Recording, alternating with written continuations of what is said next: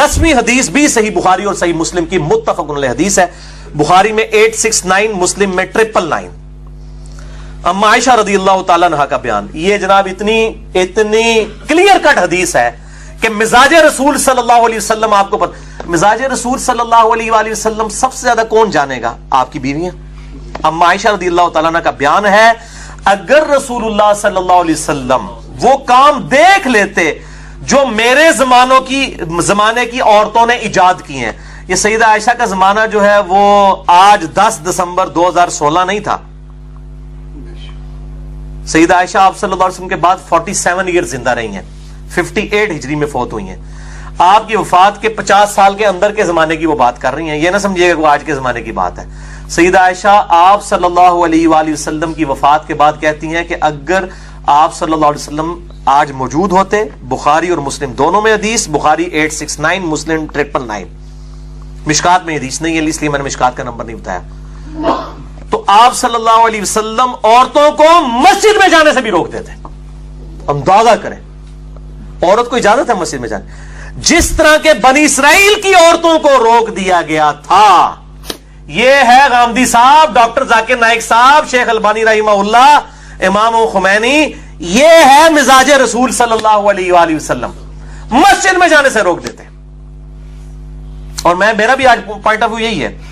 आजकल ये जो नेट का फितना और तस्वीर का फितना है ना, मैं नहीं समझता कि आज के दौर में जब तक 100% कंफर्मेशन ना हो औरतें मस्जिद में इत्काफ करें जाके। और यार इन लोगों का कोई इतबार है? लोगों ने कैमरे वेब कैम फिट किए हुए हो मस्जिद के अंदर, साथ ही मुल्हिका इमाम मस्जिदों के घर होते हैं, क्या पता चलता है? ये वहां पे जो औरतें बैठी हुई हैं उन्होंने मोबाइल भी रखे हुए हैं, वो तस्वीरें बनाती रहे लोगों की, औरतों की। लिहाजा मैं बिल्कुल इज्तिहादन इस हवाले से इस चीज का कायल हूं, फिक़ह हनफी के इस मसले का, कि इस दौर के अंदर औरतों को घर में ही इत्काफ करना चाहिए जब तक के कंफर्मेशन ना हो जाए। ये मेरा पॉइंट ऑफ व्यू है इत्काफ के हवाले से औरतों के। और बड़े बड़े स्कैंडल सामने आते हैं, ये मतलब स्कैंडल वाला लेक्चर नहीं है, वरना तो एक अलग से एक टॉपिक है। जिसको शौक हो तो यूट्यूब के ऊपर इस तरह की चीजें देख ले कि किस तरह तूफान बदतमीजी बर्पा किया हुआ है इस कैमरे के नेगेटिव इस्तेमाल ने। ये तस्वीर का जो फितना आज जिस तरीके से खुल के सामने आया, तो ये बड़ा क्रिटिकल इशू है। और जो इजाजत भी दी गई औरतों को वो सही मुस्लिम में हदीस है, मिशकात में 1060 उसका नंबर है। आप सल्लल्लाहु अलैहि वसल्लम ने फरमाया, औरत मस्जिद में जाए तो खुशबू लगा कर ना जाए। अंदाजा करें आप और एक और मुस्लिम के तरीक में आता है कि जो औरत खुशबू लगाए वो मस्जिद में हमारे साथ नमाज ना पढ़े आके। खुशबू भी नहीं लगा के जा सकती, ये कहते हैं जी चेहरा खोल के जा सकती है। मुझे बताएं खुशबू ज्यादा अट्रैक्टिव है या चेहरा? खुद सोचें। मिजाज रसूल सल्लल्लाहु अलैहि वसल्लम को समझे, मैं बार बार वो वर्ड इस्तेमाल कर रहा हूं। ये इस तरह तो पर्टिकुलरली है तो उनकी है अमीन हसन इस्लाई साहब और गामदी साहब की, ताकि उस तबके तक हमारी बात पहुंचे कि मिजाज की आप बात करते हो, मिजाज समझे ना। औरत मस्जिद में खुशबू लगा के ना आए। और इसी तरीके से सुनन अबी दाऊद में एक हदीस है 1062 उसका मिशकात में नंबर है। आप सल्लल्लाहु अलैहि वसल्लम ने फरमाया कि औरतों को मस्जिद में आने से मना मत करो, लेकिन घर में नमाज पढ़ना उनके लिए बेहतर है। अंदाजा करें उस जमाने में भी ये मस्जिद में आने का जिनको शौक होता है वो समझते हैं को अफजलियत है, औरत की घर में नमाज अफजल है। एक ज़ईफ रवायत भी है, शेख अलबानी उसे हसन कहते हैं, कि औरत की जो घर की नमाज है वो मस्जिद से बेहतर है, और जो घर के कमरे की नमाज है वो सहन से बेहतर है, और कोठरी की नमाज जो है वो कमरे से बेहतर है। तो ये सपोर्टिव है इस हदीस को, अल्हम्दुलिल्लाह। अब जरा मिजाज रसूल को आप समझने के लिए सल्लल्लाहु अलैहि वसल्लम, ये तो नमाज का मसला था, अब जरा सफा मरवा के हवाले से भी जरा सुने। 11वीं हदीस मौकूफन इब्ने उमर रदियल्लाहु ताला अन्हु से है। अल मुसन्नफ इब्ने अबी शैबा दुनिया में सहाबा इकराम अलैहिम रिदवान के आसार का सबसे बड़ा मजमुआ, उर्दू में इसका तर्जुमा हो चुका है, हमारे पास रखा हुआ है। अल मुसन्नफ इब्ने अबी शैबा में इंटरनेशनल नंबर के मुताबिक 14,666 नंबर हदीस है, 14,666।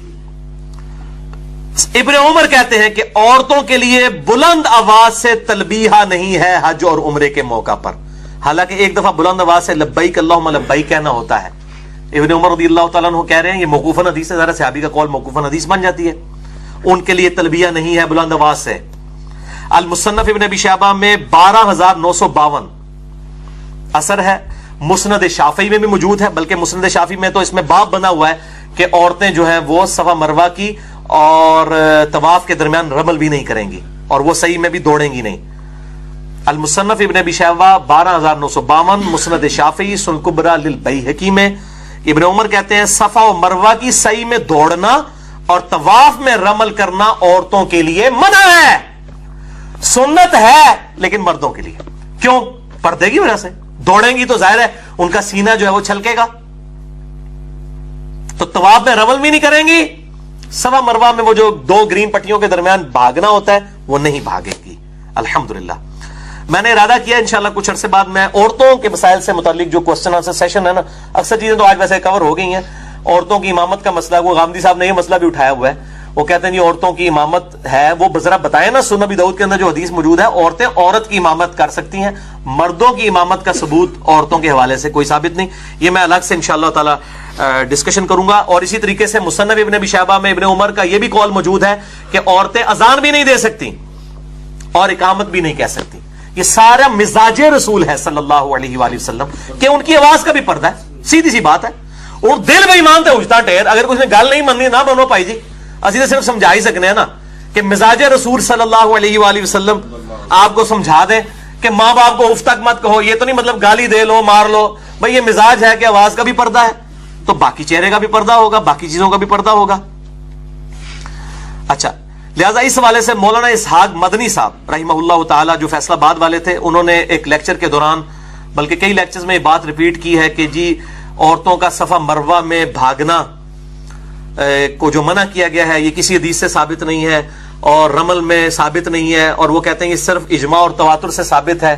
اور اس سے وہ بتانا چاہ رہے تھے کہ عورتوں اور مرد کی نماز کے اوپر جو فرق ہے، اس کے اوپر جو احادیث آئی ہیں اگرچہ وہ ضعیف ہیں لیکن تواتر کی وجہ سے مان لی جائیں گی. اور اس میں انہوں نے الزامی بات یہ کی، تو مولانا اسحاق صاحب کے شاگردوں کو میں نے بہت پہلے بھی بتایا تھا کہ ان کا موقف غلط ہے. میں نے احادیث پیش کر دی ہیں ابن عمر سے موقوفاً کہ صفا مروہ کی صحیح بھی منع، رمل بھی منع، اذان بھی منع، اقامت بھی منع، اونچی آواز سے تلبیہ بھی منع. یہ ابن عمر رضی اللہ تعالیٰ عنہ سے موقوفاً احادیث المصنف ابن ابی شیبہ میں سنن کبریٰ للبیہقی کے اندر موجود ہیں، مسند شافعی کے اندر موجود ہیں. لہٰذا مولانا اسحاق صاحب کا یہ موقف بالکل غلط ہے. باقی مرد و عورت کی نماز کے جو فرق کے حوالے سے میں اس کے بارے میں کوئی فائنل اوپینین ابھی تک اس طریقے سے ریکارڈ نہیں کروایا. میرا موقف فی الوقت غامدی صاحب کے ساتھ ہے اور اہل حدیث کا بھی وہی موقف ہے اکثریت کا کہ مرد و عورت کی نماز کا فرق نہیں ہے.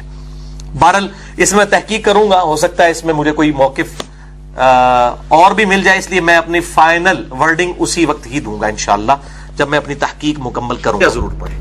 اچھا علی بھائی، آپ کسی موقف پہ پہنچے مرد اور عورت کی نماز میں جو فرق آپ کہہ رہے تھے؟ ابھی میں فائنلی کوئی بات نہیں کر، میں نے ابھی اس کے اوپر مطلب ابھی تک تو میرا موقف غامدی صاحب کے ساتھ ہے کہ کوئی فرق نہیں ہے.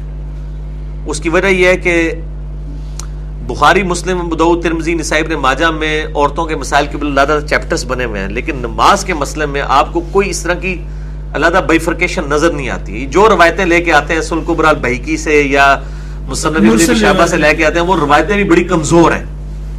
لیکن مولانا اسحاق صاحب کا موقف اپنی جگہ مضبوط تھا. وہ کہتے ہیں عملی تواتر اس کو سپورٹ کر رہا ہے کہ شیعہ کے ہاں روایتیں ایسی ملتی ہیں، شیعہ بھی عورت مرد کی نماز کا فرق کرتے ہیں اور اہل سنت میں بھی کرتے ہیں. ان کا موقف یہ ہے کہ امام ابن تیمیہ نے یعنی پہلی دفعہ مسئلہ اٹھایا ہے، حالانکہ ایسا نہیں ہے. امام بخاری بھی اس کے قائل لگتے ہیں. نہیں، وہ جو دلیل لے کے آئے وہ تو الٹی خلاف ہی جا رہی ہے. نہیں، خلاف نہیں جا رہی، وہ آپ نے غلط سمجھی ہے. وہ اسی طریقے سے ہے جیسے حنفیوں کو ہم کہتے ہیں کہ امام حنیفہ نے فرمایا میری کوئی بات کتاب و سنت کے خلاف ہو اسے دیوار پہ مار دو. وہ کہتے ہیں آپ اس کو الٹا سمجھے ہیں. وہ تو انہوں نے چیلنج کیا ہے کوئی میری گل تے دیوار تے مار کے دسو. ہاں، آپ اس پہ آئے آپ. جی میں بتاتا ہوں، جی میں سمجھ گیا ہوں نا، میں بتا رہا ہوں نا آپ کو. صحیح بخاری میں حدیث ہے نا ام دردہ کے بارے میں کہ اس میں امام بخاری نے لکھا ہے کہ وہ فقیہ خاتون تھی اور وہ مردوں کی طرح بیٹھا کرتی تھی. یہ امام بخاری نے فقیہ دیا ہے کہ وہ کوئی جاہل نہیں سی. حنفیو تسی آ جاؤ نا، اے فقیہ صحابی ہے تے اے خالی صحابی ہے. یہ ان کا طریقہ تھا نا. امام حنیفہ کی طرف منسوب ہے فقہ حنفی کی کتابوں میں کہ وہ کہتے تھے ابو ہریرہ اور انس بن مالک غیر فقیہ صحابی تھے، ہم ان کی روایتیں نہیں لیتے. عبداللہ بن مسعود کی، عبداللہ بن عمر کی لیتے ہیں، حالانکہ رفع دین عبداللہ بن عمر بھی کو نہیں منی. ٹھیک ہے، تو امام بخاری کے الفاظ کی ٹیسٹی بتا رہی ہے کہ ام دردہ ایک فقیہ خاتون تھی اور نماز میں مردوں کی طرح بیٹھتی تھی. دو انہوں نے میسج دیے ہیں کہ وہ جاہل عورت نہیں تھی، صحابیہ تھی، ابو دردہ کی بیوی. ابو دردہ صحابہ صفہ میں سے، رومن امپائر میں چیف جسٹس لگایا حضرت عمر نے شام میں ان کو. ان کی بیگم کے بارے میں یہ بات آ رہی ہے کہ وہ فقیہ بھی تھی, یعنی فقاہت تھی دین میں, اور وہ مردوں کی طرح نماز میں بیٹھتی تھی. یہ امام بخاری نے بتایا کہ وہ مرد اور عورت کی نماز کا فرق نہیں کرتی تھی. لیکن اس سے بات یہ بھی سمجھ میں آ رہی ہے نا, اس کا مطلب ہے کہ وہ مردوں کی طرح بیٹھتی تھی تو عورتوں کا بھی کوئی طریقہ تھا. جی تو یہ ہوتا ہے نا, یہ مطلب تو ہے نا, یہ بھی نہیں کرنا. جی کیوں کہ وہ مردوں کی طرح بیٹھتی تھی نماز کے اندر, کہ بھئی اس زمانے میں یہ مسئلہ ہوگا. ہم کہتے ہیں مسئلہ ہے, ہم کہتے ہیں کیوں نہیں مسئلہ. جب جز رفع الیدین میں آتا ہے کہ امام بخاری عبداللہ بن عمر کے بارے میں نقل کرتے ہیں کہ وہ کنکریاں مارتے تھے اس بندے کو جو رفع الیدین نہیں کرتا تھا, تو ظاہر اس سے نکلتا ہے کہ اس زمانے میں لوگ رفع الیدین نہیں کرتے تھے, سستی کی وجہ سے چھوڑ دیتے تھے. عبداللہ بن عمر ان کو یاد دہانی کرواتے تھے, ٹھیک ہے, متبع سنت ہے, وہ یاد دہانی کراتے تھے. میں یہ بہت بڑا جملہ بولتا ہوں, آج کے دور میں جتنی گمراہیاں موجود ہیں نا, یہ کسی نہ کسی فارم میں صحابہ کے دور سے شروع ہوئی ہوئی ہیں. یہ رجم کی سزا کا انکار صرف غامدی صاحب نے نہیں کیا, خوارج بھی رجم کی سزا کو نہیں مانتے تھے, ٹھیک ہے, اور خوارج کم از کم تابعین تو تھے نا یار, باقی ان کی تعویل کی غلطی اپنی جگہ, لیکن وہ زمانے کے تھے نا, تو غلطیاں تو ہر زمانے سے, معتزلہ کئی معاملات میں ان کا اختلاف رہا ہے.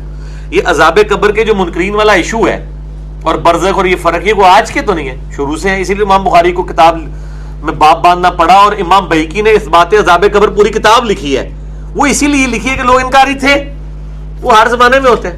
بہرحال اس میں زیادہ جھگڑا نہیں کرنا چاہیے, لیکن جو دیکھیں کریٹیکل چیزیں آئی ہیں نا, کہ آپ صلی اللہ علیہ وسلم فرمایا کہ کتے کی طرح بازو مت بچھاؤ, اب اس میں آپ نے تخصیص نہیں کی ہوئی ہے, ٹھیک ہے, مطلقاً کیا ہے. اس میں احتیاط والی نماز, یعنی میں غامدی صاحب کے موقف کو صحیح سمجھتا ہوں, اہل حدیث کے موقف کو صحیح نہیں سمجھتا.